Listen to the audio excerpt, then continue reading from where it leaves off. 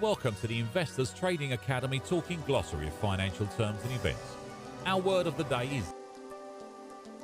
Hello everyone, my name is Jubal Mutoya and I am reporting that Chapter 13, Shareholder Rights and Zero-Sum CSR, Strategies for Reconciliation. We all know that CSR is a strategy of a corporation using its resources to promote the welfare of non-shareholders or the disadvantaged members of the community, the global poor, animals,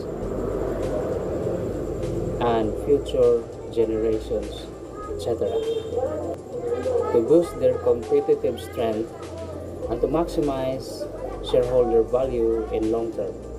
However, promoting the welfare of non-shareholders can compromise the economic interests of shareholders. It is called zero-sum CSR, where one group benefits at the expense of the other. Zero-sum CSR are found in poker and gambling games, since the sum of the amounts won by one player equals the combined losses of the others. Since zero-sum CSR can compromise the economic interest of the shareholders, we need to reconcile the zero-sum CSR with the moral rights of the shareholder. 13.2 The principle of shareholder primacy. According to the primacy principle, shareholders, and only shareholders, can rightfully demand that management strive to promote their interests. This right is grounded in, or derived from, the special relationship that binds shareholders and managers. Friedman writes, in a free enterprise, private property system, a corporate executive is an employee of the owners of the business. He has direct responsibility to his employers. That responsibility is to conduct the business in accordance with their desires, which generally will be to make as much money as possible. Friedman, 1970. An alternative characterization of the relationship says that shareholders are uniquely vulnerable to the decisions and actions of managers, and are for this reason entitled to their exclusive fiduciary concern. Alexei Marcoux, 2003, argues that the shareholder-manager relationship is morally analogous to the doctor-patient relationship. Shareholders are also in a position of vulnerability. The decisions of the managers can cost them the whole of their investment and ruin them financially, yet shareholders do not have the same kinds of legal and institutional protections as non-shareholding stakeholders, employees, creditors, etc. Therefore, managers have the same kind of special, fiduciary duty towards shareholders that doctors have towards patients. Accordingly, since the best interest of the patient should be the sole concern of the doctor, so too the best interests of shareholders should be the overriding concern of corporate executives. 13.3 Denying the derived positive rights of shareholders.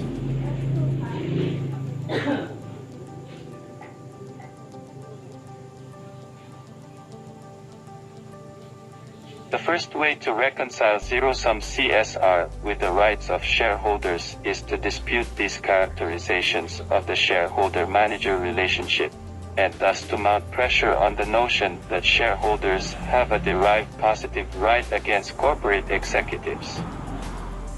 In a similar vein, Bruce Langtry, 1994, describes shareholders as a residual risk bearers.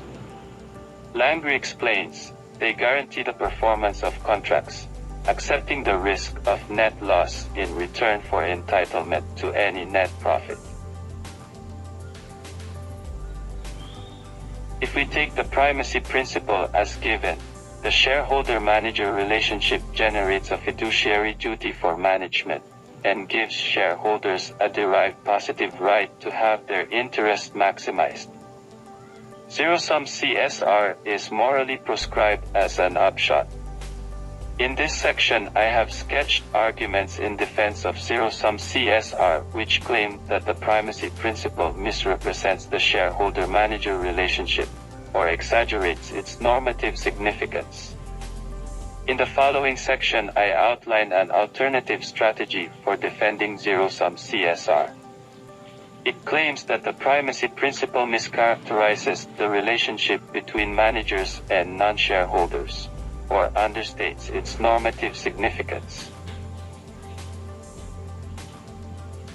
13.4 Affirming the derived positive rights of non-shareholders. These arguments do not challenge the notion that shareholders have a derived positive right against executives. They simply insist that non-shareholders also wield some such right. This undercuts the idea that shareholders are entitled to have their interests maximized or advanced exclusively.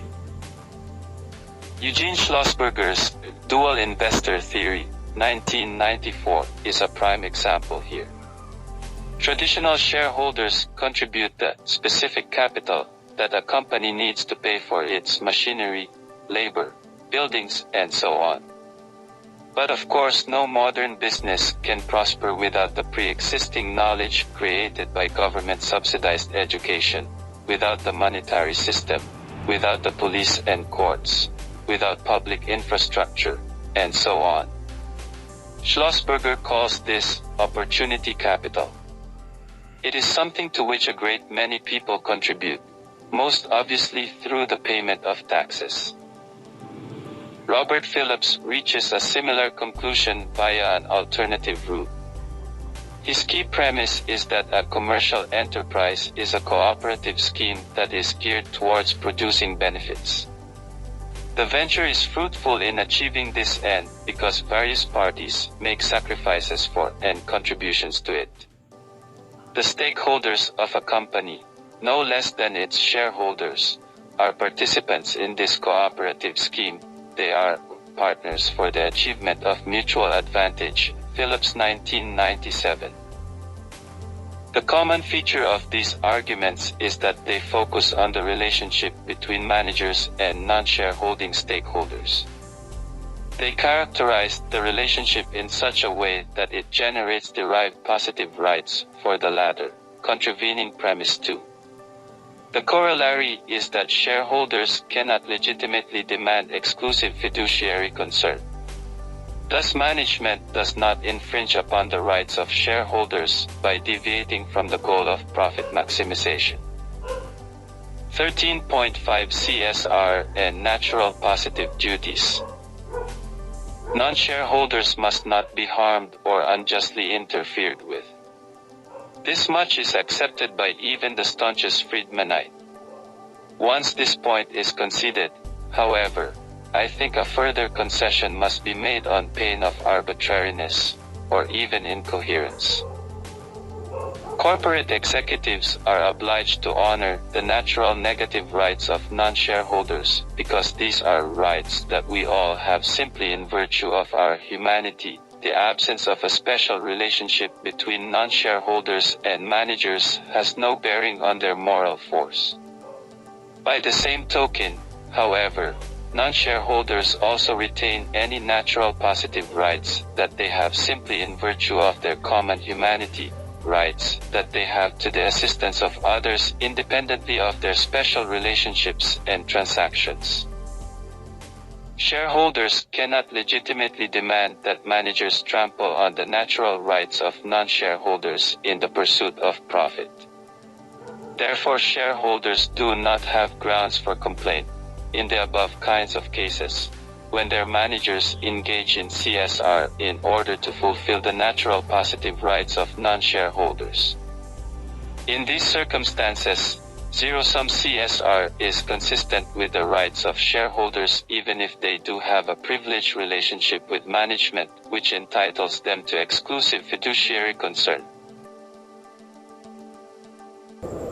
According to the primacy principle, the special rights generated by the shareholder-manager relationship present a moral barrier to CSR activity. Specifically, Shareholders can rightfully demand that CSR only be used as a means to shareholder value (CSR) and never in its zero-sum variety where shareholder interests are compromised. Thank you and God bless us all.